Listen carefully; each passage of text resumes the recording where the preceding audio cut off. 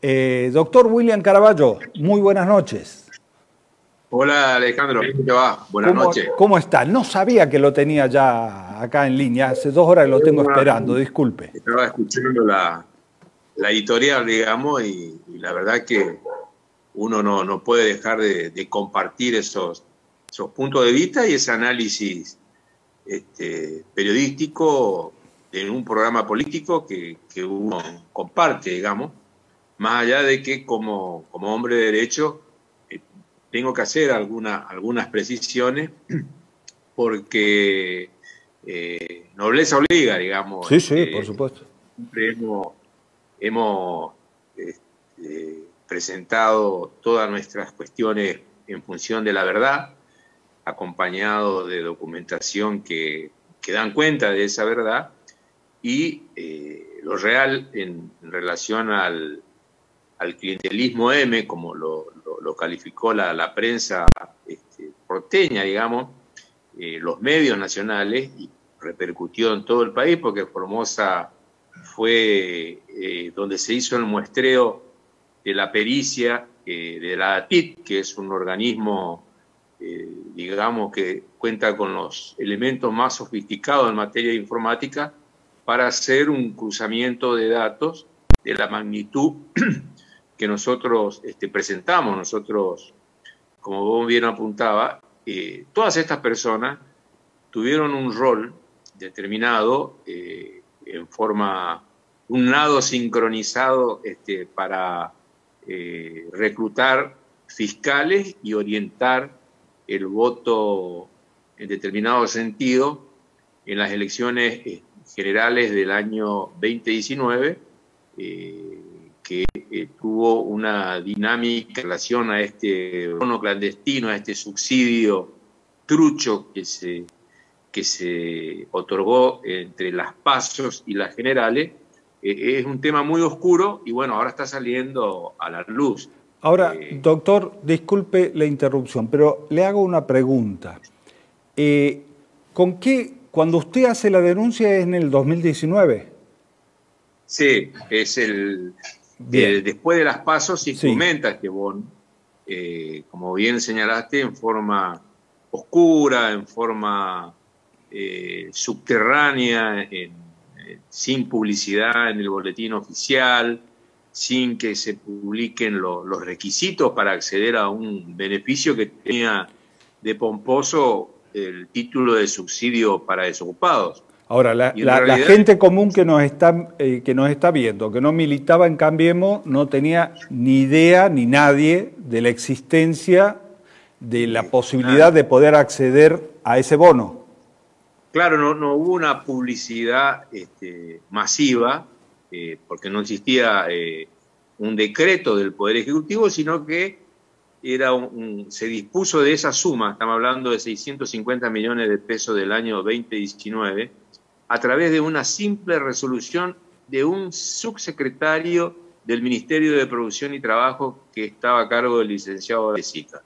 O sea, ni Macri, ni Marcos Peña, ni el propio ministro quisieron hacerse cargo de lo que sabían iba a aparejar muchos problemas legales y de lo que sabían que era una trama delictual y de varios delitos que se iban a ir cometiendo, en principio de carácter electoral, aclarando que todas estas personas gozan del estado de la presunción de inocencia hasta que se puedan defender y que un tribunal del Estado de Derecho los condene o los absuelva. Bueno, un subsecretario que se llamaba Fernando Premoli firma una resolución 1177 donde afecta de la partida presupuestaria. Esto no estaba previsto en el presupuesto, sino que se manotea de rentas generales 650 millones de pesos y donde el macrismo tuvo una baja performance electoral. Formosa desde ya fue una de esas jurisdicciones. Se instrumenta este bono para tratar de revertir en cierta manera el magro resultado que habían obtenido en las PASO del 11 de agosto. ¿Y usted cómo detecta que esto estaba sucediendo para generar la denuncia? Bueno, el periodista, colega tuyo, Mariano Martín, de Ámbito, a quien yo lo sigo en las redes, yo venía informándome de que había una maniobra en este sentido y también tomé conocimiento de que el apoderado del Frente de Todo, también falleció lastimosamente el histórico apoderado, el doctor Jorge Landó, que era diputado de la Nación, hace una presentación a la jueza federal María Romilda Cervini, que es la que tiene competencia electoral. En ese entonces era el fiscal federal de ese fuero electoral, el doctor Jorge Dilelo, que también, dolorosamente, fallecido el año pasado. Y ahí yo hago la misma presentación en el sentido de denunciar que acá ya en el Ministerio de Trabajo, que yo entiendo de ahí se sacó, y del ANSES, la base de datos para el padrón de las personas que gozaban de algún beneficio, porque no se declaraba si era incompatible con la UH, con el subsidio del gas, qué franja etaria, cuántos hijos había que tener. No, era universal, si se quiere, y por eso en mi denuncia yo lo incorporo al delegado del Ministerio de Trabajo, porque en ese ámbito se inscribían las personas que después cobraban en el beneficio del Banco Nación. Y también, obviamente, la base del Ministerio de Trabajo no tiene una base de datos. Incluí en la denuncia al ANSES, y el delegado era el doctor Diego Herrera, el del Ministerio de Trabajo el doctor Germán Villalba, que no sé por dónde anda. El doctor Diego Herrera era delegado del ANSES, de la UDAI Formosa, ahora es concejal del municipio de la capital, y la señorita Irina Zárate, hermana del actual presidente del Comité Provincial de la UCR, estaba a cargo de la Oficina de Desarrollo, donde se otorgan las pensiones, que también tiene una base de datos. Yo hago la presentación en el Juzgado Federal de Formosa, que estaba a cargo ambos juzgados, pero interesa el de competencia electoral, que es el número 1. Ambos estaban a cargo del entonces juez subrogante Fernando Carvajal, actual compañero de bancada de Ricardo Bursaile. El juez independiente. En pocas horas Carvajal se declara incompetente. ¿Bajo qué razón? Claro, sin mayor...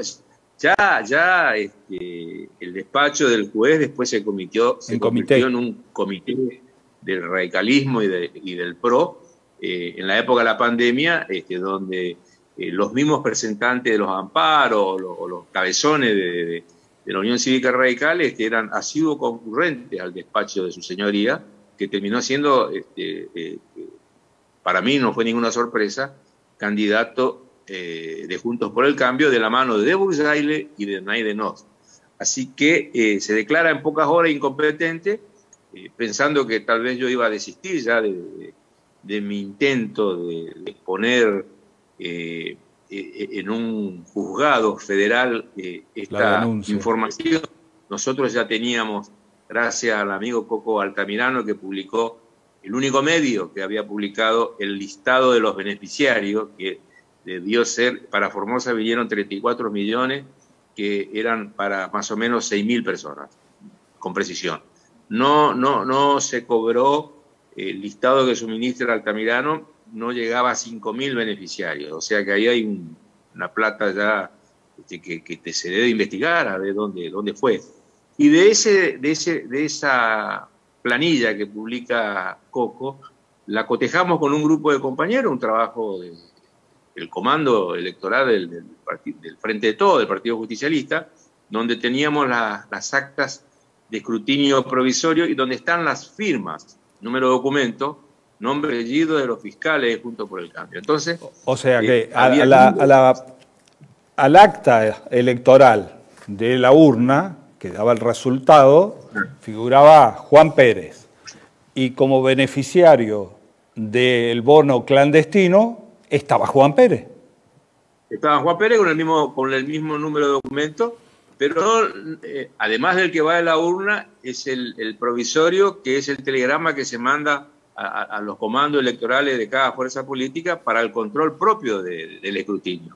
Bueno, con copia de esas actas, de las 1.204 mesas habilitadas en todo el territorio de la provincia, cruzamos con los beneficiarios del bono clandestino, y nos dio el número que sobre 1.204 mesas, a la hora del cierre, 757 fiscales de mesa habían cobrado el bono, con lo cual la proyección podía ser mayor porque quienes participamos de algún acto electoral, y yo participo en muchísimo, casi todo, desde que el inicio de la democracia, como fiscal general, como candidato, y sabemos que a la hora del mediodía el fiscal de mesa siempre es reemplazado, no va a aguantar desde las 6 de la mañana hasta el escrutinio provisorio de la mesa.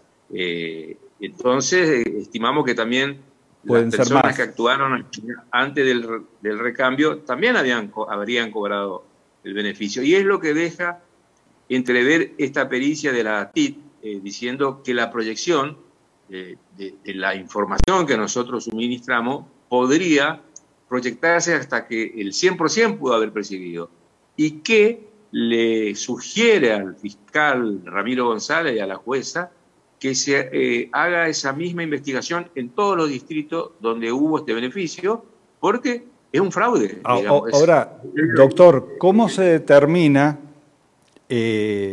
o en base a qué se investiga si realmente eso? Usted habla de 34 millones para Formosa. Esos 34 millones le fue entregado realmente a los fiscales, lo cobraron o fueron a parar a otra parte. ¿Dónde queda la transparencia que ellos tantos hablan para comprobar qué se hizo con esos 34 millones?